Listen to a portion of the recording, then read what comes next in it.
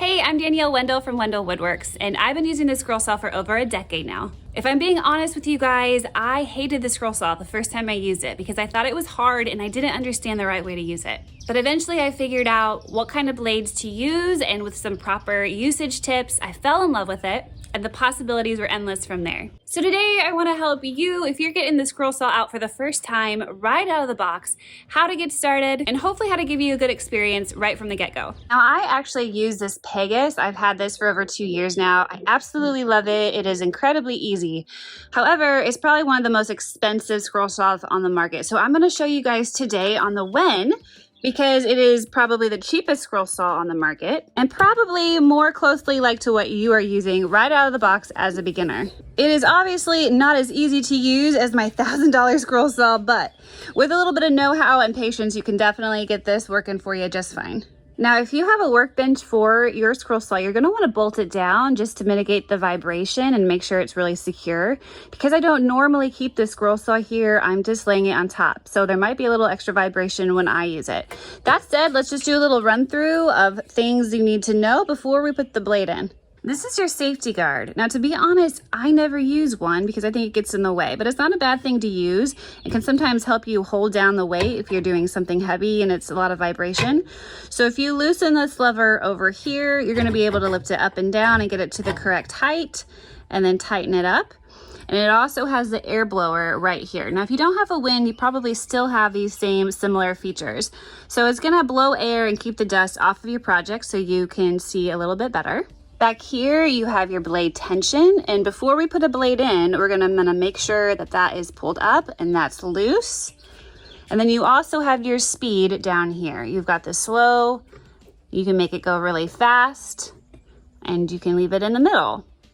This is your on and off switch, and then if you wanna use a dust collector, you can attach your hose right here. And this is also your bevel. Now I'm gonna keep it on 0. You could turn the bevel here and it's actually gonna tilt the tabletop to that degree so it cuts at that angle. Sometimes this comes in handy for instarsia or pieces where you want to push some through or maybe self-frame. But for today's purposes, we're gonna leave it at 0 and make sure that the blade is square when we put it in. Now, the Wen scroll saw and a lot of the cheaper scroll saws come with a couple blades for you to practice with. I do not like these blades. I think they're very aggressive and they're not great for cuts, but if this is all you have to start with, then let me get you started. And towards the end, I'll hook you up with some much better blades moving forward. All right, the first thing you wanna do is to make sure the teeth on your blade are pointed down, not up. So they're gonna go down. And you also wanna make sure that this tension lever in the back is pulled up so it's nice and loose. And then you can loosen the top right here with this thumb screw. Turn it so that there's space to insert it here. And then there's also a thumb screw down at the bottom. In order to get to that, you have to open up this lever here. All right, so then this comes down and you can see the thumb screw down here. So turn that left to loosen so there's space to insert the blade down here. We're actually gonna start by putting our blade down there to begin with. So teeth pointed down, we're gonna go through the middle. So the bottom of the blade is gonna go right in between that set at the bottom, and then we're gonna tighten the thumb screw here until it's nice and tight. I'm gonna come to the top and you're gonna push down here to put this in the top. However, if it's not reaching, then that means our tension is set too tight. So we're gonna come to the back, and to loosen it, we're gonna turn it to the left a bit until we're able to reach. There we go, and pop that in right like that. Tighten this thumb screw. And then we're gonna come back to the tension, and getting the tension set can be pretty tricky. I'm gonna go ahead and give it another turn to the right to make sure it's a little bit tighter than where it was. Then we're gonna push back. All right. It's giving us a nice ding sound, which means it's nice and tight.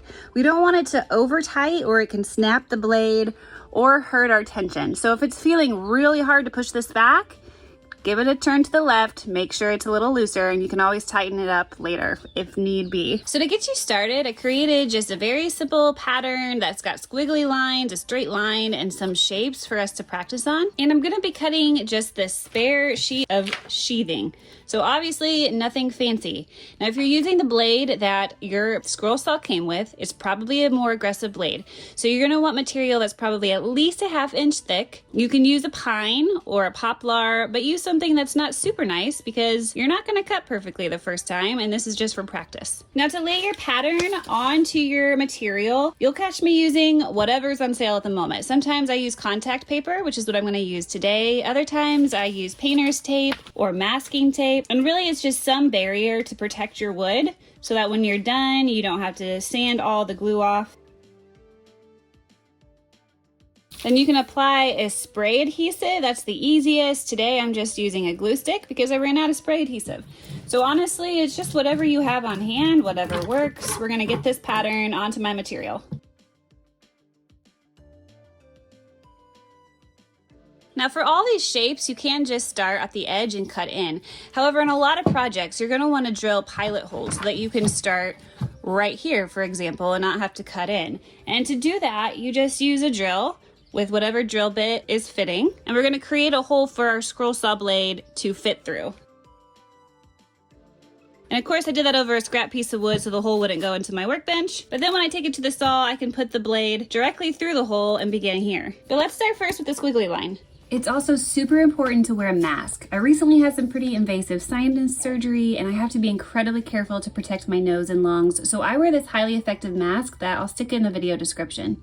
I'm starting with a squiggle line because, believe it or not, it's actually easier to cut a squiggle than to cut a straight line, and this will let you get used to moving your material back and forth. It feeds almost like a sewing machine, and you want to let the machine do the work. That means not over pushing, but going the speed that the saw wants to go. If it's not cutting and your speed is already turned up, you may want to double check that the blade is facing the right way and your tension feels sturdy. If that's not the problem, then you may just not be using the right blade for your material. Now on the topic of blades, I never use pinless blades on my Pegas. If you're wanting to do more intricate cuts, pinless blades are far superior and almost a necessity. However, in order to use those on the Wen, you'll need to buy an adapter piece to replace the top and the bottom blade holders. The good news is that those are very cheap, so I'll put a link to those in the video description. Also be sure to check out my video on blade selection because choosing the right blade for your material is critical to achieving a great cut.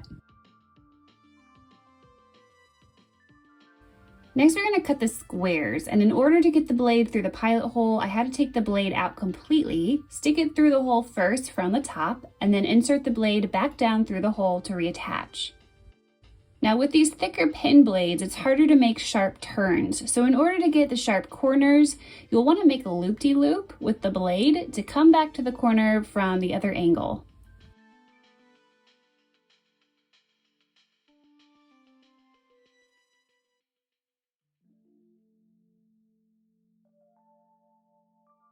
To get the sharp corner on my heart, I backed my blade up and then approached the dip from the other side.